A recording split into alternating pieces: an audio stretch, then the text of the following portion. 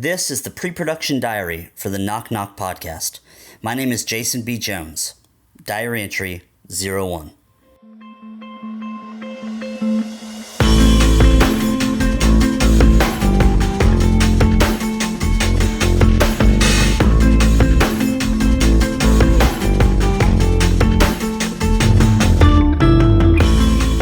I was talking about the upcoming podcast with a buddy of mine the other day, and he mentioned to me, he said, he just had a lot of questions about what the process looked like and how things were going. And he said, man, you should record kind of your journey, not just the journey of, figuring out maybe what happened to Betty in the long run, but your journey of making a podcast for the first time. Because I'm not sure if I've shared this, but this is the first podcast I've ever done. I've worked in and around the media industry for a long time, but I've never done a podcast, and I've certainly never talked about something so personal.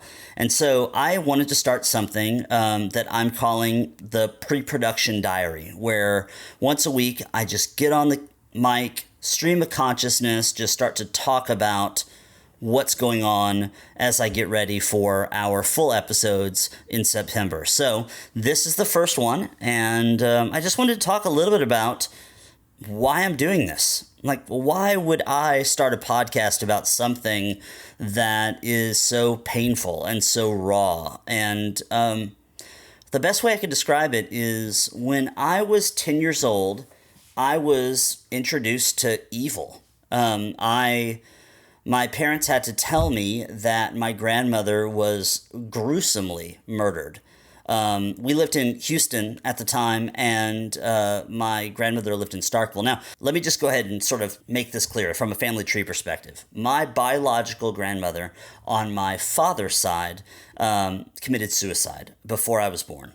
And so my grandfather remarried a woman by the name of Betty, and she was the only grandmother that I knew on my father's side, and she was wonderful. I remember visiting her. I remember her visiting us. She was amazing, and at 10 years old, she was taken away. And so, yes, she's not my biological grandmother, but she is my grandmother, and I've grown up with this story that, frankly, it's a really odd feeling, but I've been embarrassed to tell because of not knowing. And, when you have a murder in your family, it's this faux pas or this taboo to talk about. And so I just never talked about it. I mean, my wife knows, and certainly my close family, but many friends told me that they're like, I can't believe that happened, that I've known you for so long and that I didn't know this about you. And so I wanted to do, there are three reasons I'm doing this podcast. Number one is I want to get to know a grandmother that I didn't get a chance to really get to know as an adult. I want to know the kind of woman she was. Number two is I want people to know about this, about what happened to her. It's been 27 years. And so a lot of this has sort of just faded away in news cycles or I remember that story, and I heard this all the time when I was in Starkville talking to people. It's like, oh yeah, I remember that story. And I remember how crazy it was, and how scared we all were. And I want to tell their stories. I think it's just really fascinating to hear how this act of evil affected people's lives. And then I guess third is I want to try to, along with you listening, is figure out together how we can help the authorities to move this case forward. That's the goal. That's what I want to do. It's not, I'm not so vain as that I'm going to think I'm going to, amateur detective solve a case, but I've seen that when a community puts their mind together, that they can do great things, and they can solicit change. And that's what I want to do. And so, as I'm doing this podcast, I just want to touch in with you guys. As I gain more subscribers and there's more people that care about the story, I just thought it would be interesting for you to hear how a podcast comes together. Because to be honest, I don't.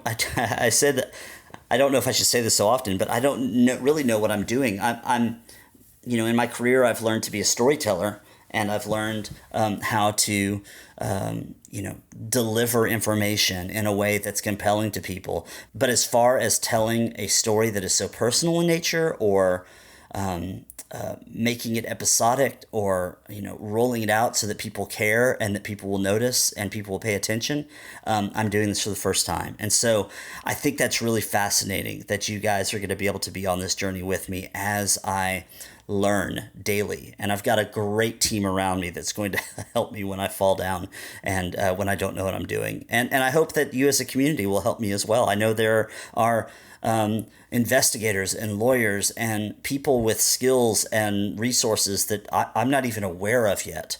And the part that you're going to play in this journey is just going to be, I know it's going to be amazing. So, anyway, thank you so much for listening. I will try to post these weekly, and I just want to give a shout out. This episode has been made possible by Eddie and Meade Bernard. Thank you so much for all your support. Special thanks to the Knock Knock team: Chris and Lacey from Swell Story Media, Rebecca Jones, Jason Adams, Simon Jones, Cole Flynn, and Colleen Jones. I simply could not do any of this without you. Be sure and connect with me on Facebook, Twitter, and Instagram at Knock Knock Pod. There you can ask me questions, leave your comments, or just say hi.